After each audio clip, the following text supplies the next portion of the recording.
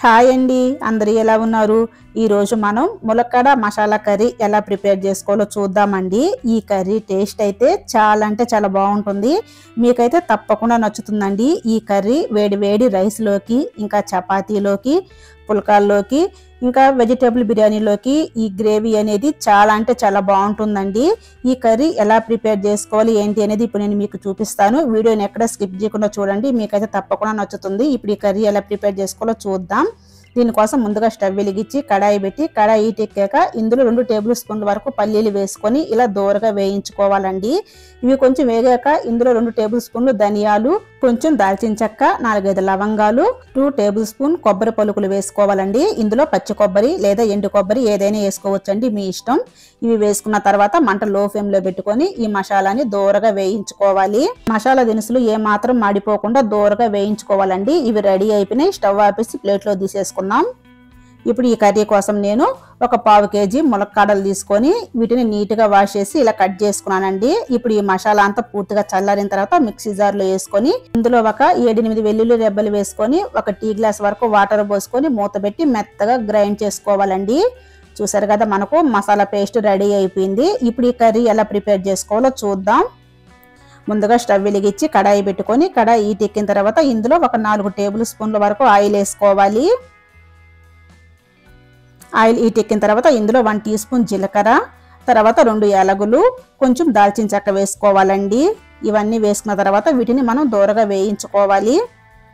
ఇవి వేగిన తర్వాత ఇందులో ఒక 2 పెద్ద సైజు ఆనియన్స్ ని సన్నగా కట్ చేసి వేసుకోవాలి. ఆనియన్స్ ని కొంచెం అలా ఫ్రై చేసుకున్న తర్వాత ఇందులో ఒక 2 పచ్చిమిర్చి సన్నగా కట్ చేసి వేసుకోవాలి. తర్వాత 2 రెమ్మల కరివేపాకు వేసుకోవాలండి. ఇవన్నీ వేసుకున్న తర్వాత ఈ ఆనియన్స్ ని మనం 1 నిమిషం పాటు ఈ విధంగా ఫ్రై చేసుకోవాలి. ఆనియన్స్ మనకి ఈ విధంగా ఫ్రై అయిన తర్వాత ఇందులో 2 టమోటాలని ఇలా పేస్ట్ లాగా చేసుకొని వేసుకోవాలండి. ఇలా టమోటా పేస్ట్ వేసుకున్న తర్వాత ఈ మొత్తాన్ని 1 నిమిషం పాటు మనం కలుపుకోవాలి. ఇలా కలిపిన తర్వాత ఇందులో మనం కట్ చేసి పెట్టుకున్న ములక్కాడలను వేసేసుకోవాలండి. ఇవి వేసుకున్న తర్వాత ఇందులో చిటికెడు పసుపు, తర్వాత 1 టేబుల్ స్పూన్ సాల్ట్ వేసుకోవాలి. ఇవి వేసుకున్న తర్వాత ఈ మొత్తాన్ని ఒకసారి కలిపేసుకోవాలండి. ఇలా కలిపిన తర్వాత దీనిపైన మూత పెట్టి మంట లో ఫ్లేమ్ లో పెట్టుకొని ఒక 3-4 నిమిషాల పాటు మగ్గించుకోవాలి. ఇలా మగ్గించుకోవటం వల్ల మనకు టమోటా పేస్ట్ తో పాటు ములక్కాడలు కూడా బాగా మగ్గిపోతాయండి. ఇప్పుడు చూద్దాం.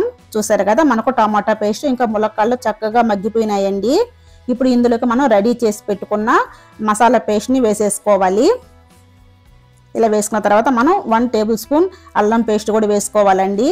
ఇవన్నీ వేసుకున్న తర్వాత ఈ మొత్తాన్ని మరొకసారి మనం కలుపుకోవాలి.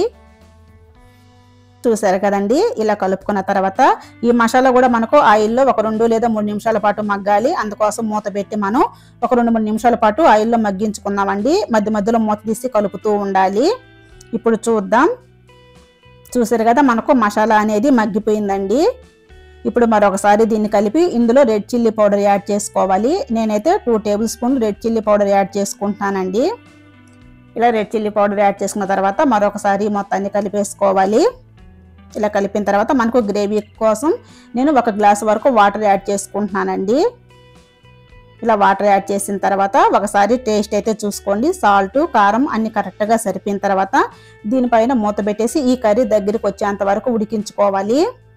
ఇది మనకు రెడీ అవ్వడానికి ఒక 5-6 నిమిషాల పాటు పడుతుందండి. చూసారు కదా, ఇలా ఆయిల్ పైకి వచ్చిందంటే మనకు కర్రీ రెడీ అయిపోయినట్లే. ఇప్పుడు ఇందులో సన్నగా తరిగి పెట్టుకున్న కొత్తిమీర, పుదీనా వేసేసుకొని ఈ మొత్తాన్ని మరొకసారి కలిపేసుకొని స్టవ్ ఆపేసి ఈ కర్రీని మనం సర్వింగ్ బౌల్లోకి తీసేసుకుందామండి. చూసారు కదా, కర్రీ మనకు కొంచెం చల్లారిన తర్వాత గ్రేవీ అనేది మనకు ఎంత థిక్గా రెడీ అయిందో. దీని టేస్ట్ అయితే చాలా అంటే చాలా బాగుంటుందండి. మీకు తప్పకుండా నచ్చుతుంది. ఒకసారి తప్పకుండా ట్రై చేసి చూడండి.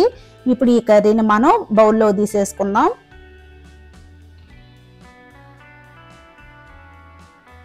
అంతేనండి, ఎంతో టేస్టీగా ఉండే ములక్కాడ మసాలా కర్రీ అనేది రెడీ అయిపోయింది. నచ్చితే మీరు కూడా ఒకసారి తప్పకుండా ట్రై చేయండి. ట్రై చేసి ఎలా వచ్చింది ఏంటి అనేది కూడా కామెంట్ చేయండి. ఇంకా ఈ వీడియో మీకు నచ్చితే ఒక చిన్న లైక్ చేసి అలానే మన ఛానల్ కూడా తప్పకుండా సబ్స్క్రైబ్ చేసుకోండి. Thank you for watching.